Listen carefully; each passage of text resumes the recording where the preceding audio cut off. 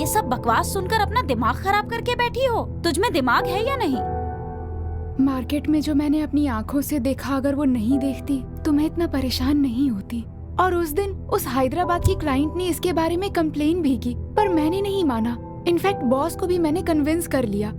लेकिन पता नहीं क्यों मुझे कल से उसके बारे में बहुत डर लग रहा है। देख सूची, it may be a psychic vibration. उसके लिए इतना अपसेट मत हो। हमने साइकियाट्रिस्ट से भी कंसल्ट किया, उसने कहा सब कुछ नॉर्मल है। अगर कोई किसी लड़की को छेड़े तो ये स्वाभाविक है कि उसका बॉयफ्रेंड अपनी आंखों के सामने ये सब कुछ सहन नहीं करेगा। और ऐसे में अगर जिन लोगों ने तुम्हें छेड़ा उसको उसने बुरी तरीके से मारा, तो इसमें उसने गलत क्या किया? तुम एजुकेटेड होकर भी ये सब सोच रही हो। अगर भगवान जैसी पॉजिटिव एनर्जी हो सकती है तो शैतान जैसी नेगेटिव एनर्जी नहीं हो सकती? मुझे बहुत डर लग रहा है ज्योति, कहीं मैं उसे खो ना दूं। रिलैक्स सूची, अगर तुम्हें ऐसा लगता है कि कोई रूह वगैरह जैसी कोई प्रॉब्लम है तो इसका कोई सॉल्यूशन तो होगा ही। दीपू के साथ थोड़े दिन के लिए कहीं घूमने चली जाओ। एनवायरनमेंट के चेंज होते ही तेरा डिप्रेशन मूड भी थोड़ा चेंज हो जाएगा। और अगर बाहर जाने के बाद भी कुछ नहीं हुआ तो? बात तो सही है।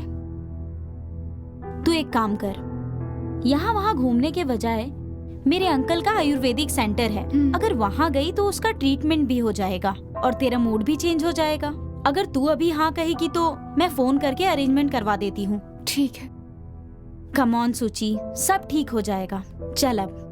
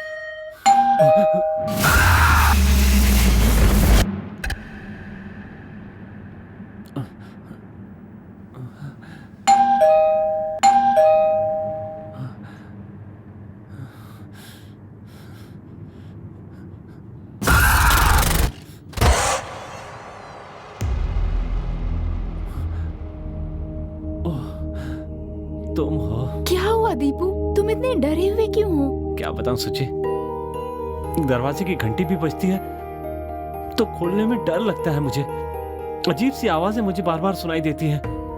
अगर यही चलता रहा तो सच कहता हूं मैं पागल हो जाऊंगा। प्लीज प्लीज मुझे बचा लो सुची। अरे बुद्धू, जब तक मैं जिंदा हूँ तुम्हें कुछ नहीं होने दूंगी। Don't worry, I am with you. I love you Suchi, I love you. I love you to.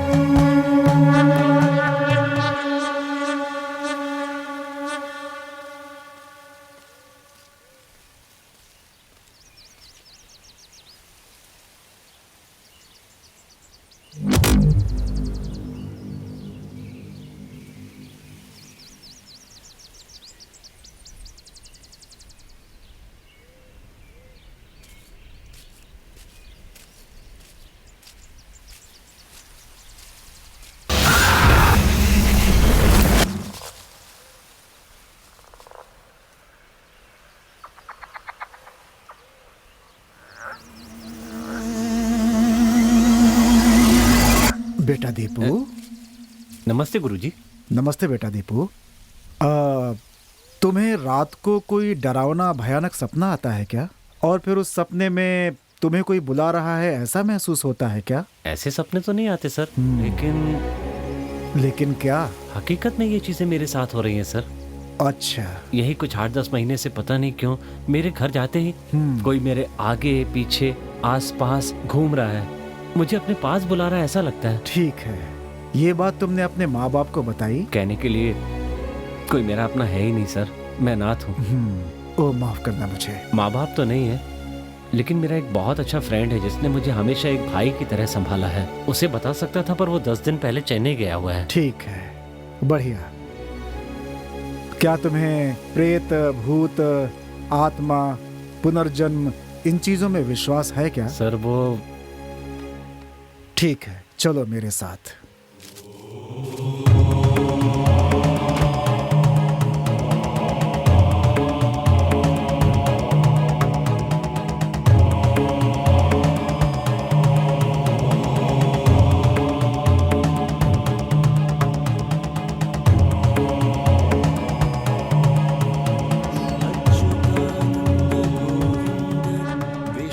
श्लोक सुनाई दे रहा है तुम्हें? हाँ सुनाई दे रहा है। इसे यदि संभव हो तो धीरे धीरे धीरे दोहराते जाओ। ठीक है सर। और फिर कल क्या हुआ था, परसों क्या हुआ था, उसके पहले क्या हुआ था, ये सब धीरे धीरे याद करते जाओ। याद करो बेटा, याद करो।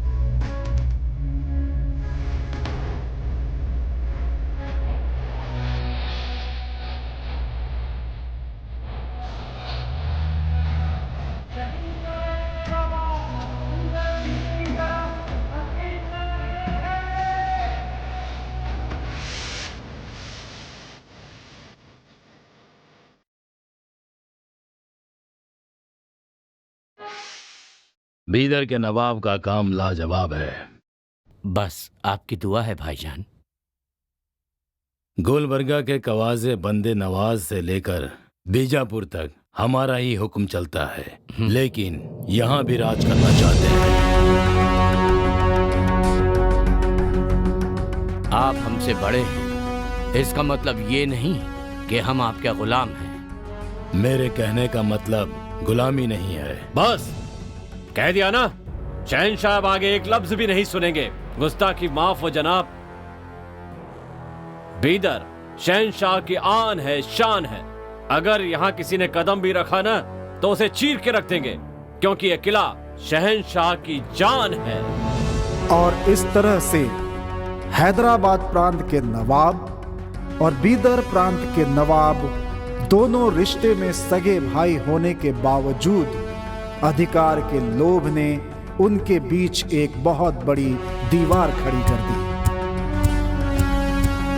एक साधारण सेनापति ने मुझसे ऐसी बात की ये सोचकर हैदराबाद के नवाब को अपमान महसूस होता है, और वो अपने राज्य में लौट जाते हैं। इस सेनापति की खुददारी देखकर बीदर के नवाब को खुशी तो बहुत होती है, लेकिन एक तरफ संबंध और दूसरी तरफ अधिकार, इन बंधनों में बंधकर दोनों भाई परेशान रहने लगते हैं।